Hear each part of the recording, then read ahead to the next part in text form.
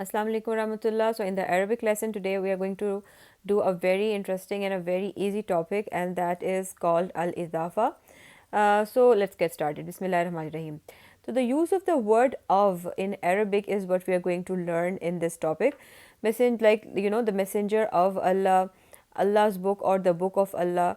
So like you take the example the teacher's pen or the pen of the teacher. So um, this is the way it is always used in Arabic. Like in the English you can change it, like you can say teacher's pen, or you can say the pen of the teacher. You can say it both way, but in Arabic the only way to say is pen of the teacher or the book of the Allah or messenger of Allah. We cannot say Allah's messenger but messenger of Allah. So this is the way it is said in Arabic.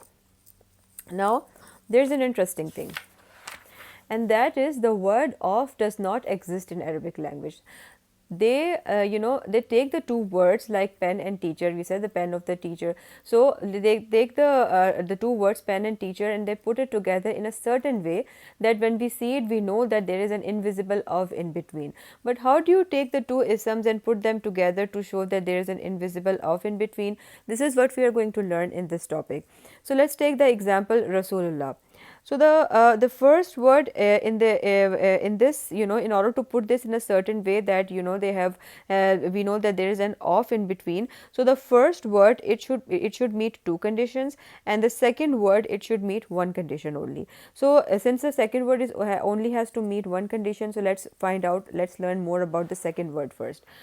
So the second word is easy. The only condition that it should meet is that it should be of jar status. The second word is called Mudaf Ilaih. So the second word, this word is called Mudaf Ilaih, and it only has to meet one condition, and that is that it has to be jar. So it should be Allah He. So mudaf ilay basically is the word that comes after of, and it should be of jar status because that is the only condition that it needs to meet. Now there are only two reasons for an ism to be jar in Quran. So for an ism to be of jar status in the Quran, there are only two reasons for that. One reason is what we studied yesterday, and that was that if a harf of jar comes before it, like ba, ta, kaf, lam, waw, min, fi, and ala, hatta, ila. So if there is a harf of jar before an ism, then that is going, the ism that comes after the harf of jar is going to become jar. So that is one reason for a word to be of status jar in the Quran, and the second reason is that it can be a mudaf ilay. And if it is a mudaf ilay, then that also makes it of jar status.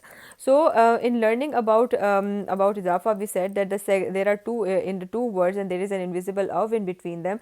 Then the second word it should meet one condition is, and that condition is that it should be of jar status, and this is called mudaf ilay, and it is the word that comes after of. Now let's look at the first word. What are the two conditions that the first word must meet? So the first word is also called a mudaf, and it is followed by a mudaf ilay.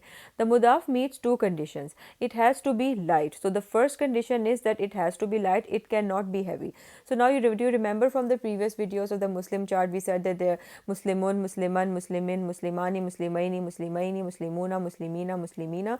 So all those in which there was like tanween and or the other sound, they were heavy. But the mudaf, it cannot be heavy. It has to be light. So we knew that from our video about light and heavy, we knew that in order to convert them into light, like Muslimun would become Muslimu, then Muslima, Muslimi, Muslima, Muslimai, Muslimai, Muslimu, Muslimi, Muslimi. So the mudaf, it has to be light, and the second condition is that it cannot have an al.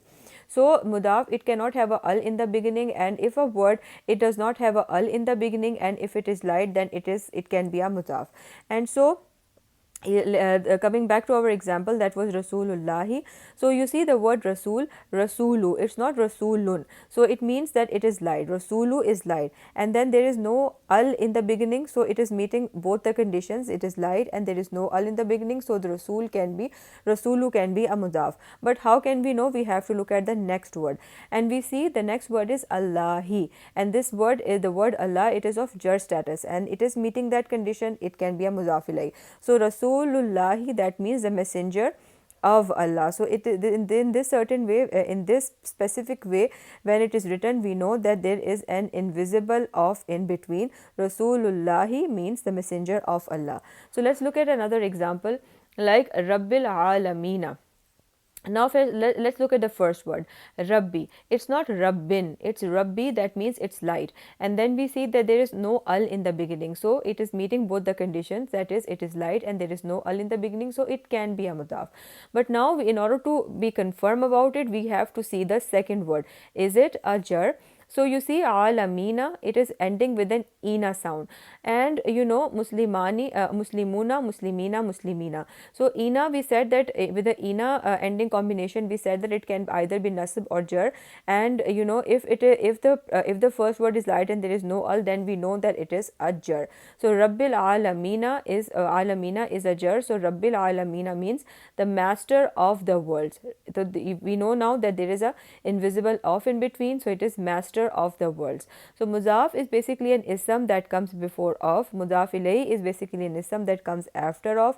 They must be next to each other. Nothing, no word can come in between them.